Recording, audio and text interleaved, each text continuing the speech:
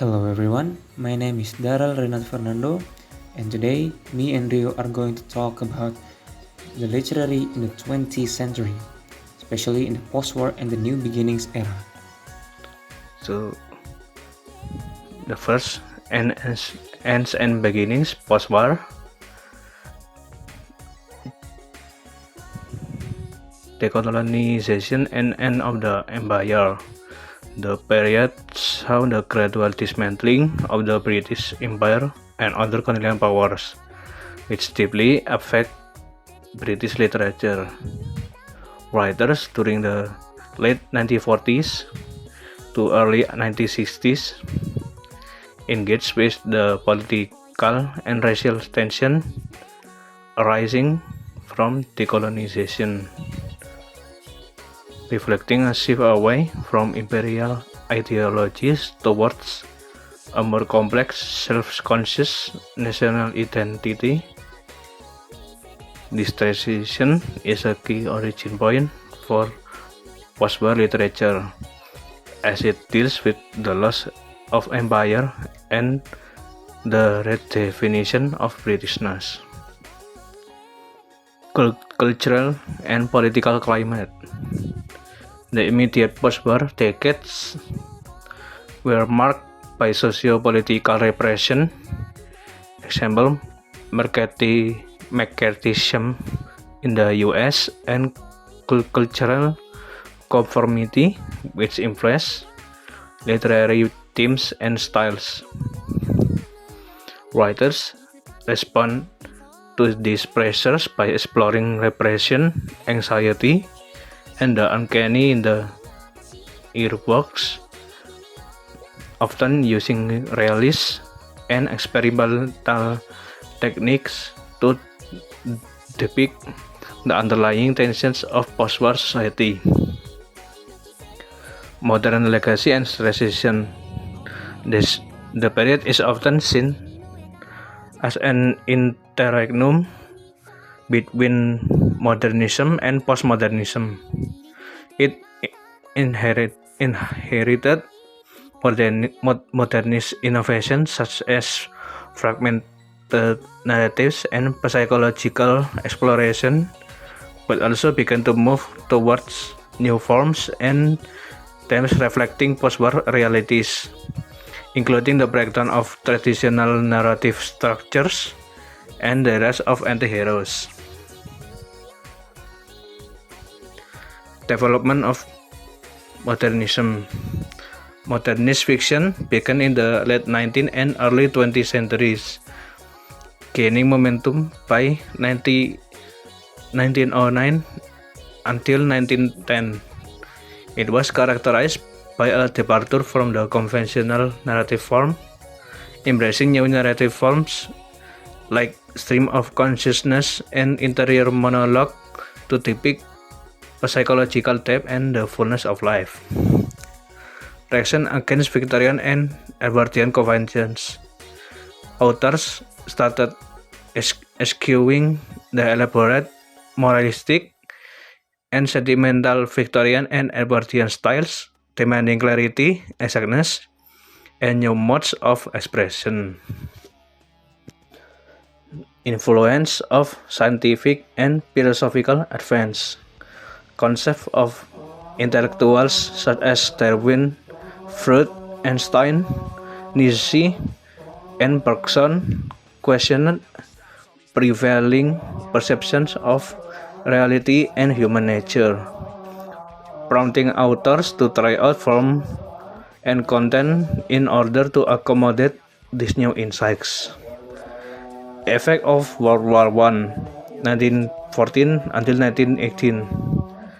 The devastation and disillusion caused by the war significantly affected literature, leading to loss, fragmentation, and questioning of previous social and cultural conventions. For example, we have fiction called Heart of Darkness by Joseph Conrad, and poetry called The Way Through the Woods by Rudyard Kipling, and drama called Pygmalion by George Bernard Shaw.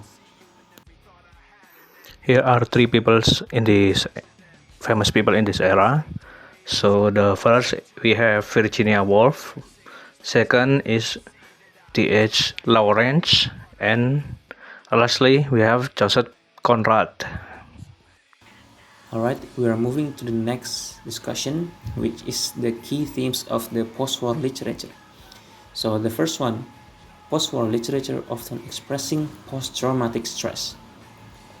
Post-war literature explored the psychological scars of war, using satire and dark humor to dissect the absurdity and trauma of conflict.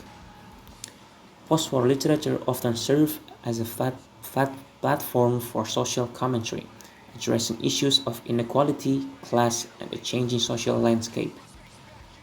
Post-war literature focusing on individual consciousness and inner experience. They often reflects the complexity and moral vacuity of the post-war world. Post-war literature happened in the 1909 until 1955. The most used language is English, because the global spread was influenced by historical factors, the rise of the United States, and the cultural impact.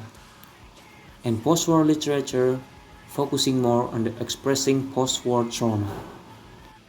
To sum up, the post-war period marks both a continuation and transformation in the 20th century literature, bridging the modernist innovations of early century with the diverse, often fragmented voice and forms that characterized late century writing.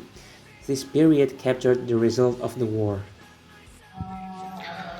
We move on the next chapter, The New Beginnings, 1955 until 1980. Post-war context and themes. This period is deeply influenced by the aftermath of World War II, with literature reflecting themes of alienation, isolation, fragmentation, and psychological trauma. The war's destruction and social upheaval led to a focus on loneliness and the questioning of traditional social structures. Reaction against modernism. Writers in this era often engage with modernism's legacy, either by extending or repudiating its formal experimentation. There was a notable oscillation between realism and experimentalism, with some authors returning to more traditional narrative forms while others pursued innovative and self-reflexive techniques. Rise of social realism and working class voice. A significant development was the emergence of working class novels written by authors from working class backgrounds. These works often featured protagonists as outsiders, critical of conventional morality and social norms, and used regional dialects to express identity and social background. Influence of post-colonial and migrant writers. The period saw the inclusion of post-colonial voices such as Sam Selfon and George Lemming, who brought themes of migration, assimilation, and cultural identity into British fiction, expanding the scope of literary experimentation and social commentary. Experimental forms and new literary movements. Innovations in form were evident across genres, including poetry, fiction, and drama. The era witnessed experimental poetry and drama alongside fiction, with authors exploring new ways to represent emergent identities related to race, gender, sexuality, and class. Cultural and social shift. Literature during this time also engaged with broader cultural phenomena such as the sexual revolution, psychedelia, environmentalism, and changing attitudes toward history and information control. These shifts influenced the themes and styles of writing. Notable authors and movements. This period includes influential figures such as Philip Larkin, Ted Hughes, Harold Pinter, Carol Churchill, and Iris Murdoch, whose works reflect the diverse literary innovation and social concerns of the time. Next, we are moving to the key themes of the New Beginning literature. First, experimental and innovative forms.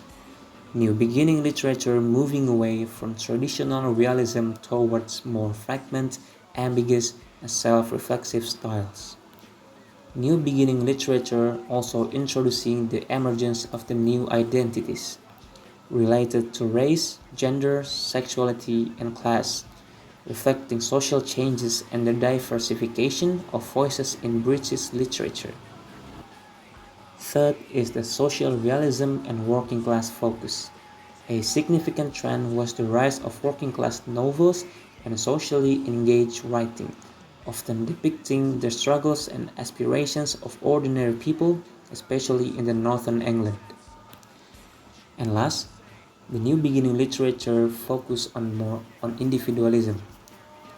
Modernist works emphasize the subjective experience, emotions, and inner consciousness of individuals rather than broader social narratives.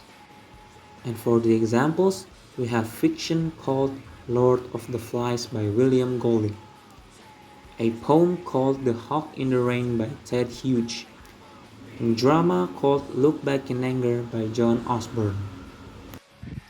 So here are the people that was famous in this era. The first one we have Kingsley Amis. The second one we have William Golding. And the third one we have John Osborne.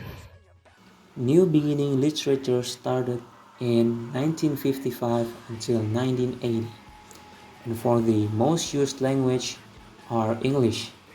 It is the same as the post-war literature because the global spread was influenced by historical factors, the rise of the United States, and the cultural impact.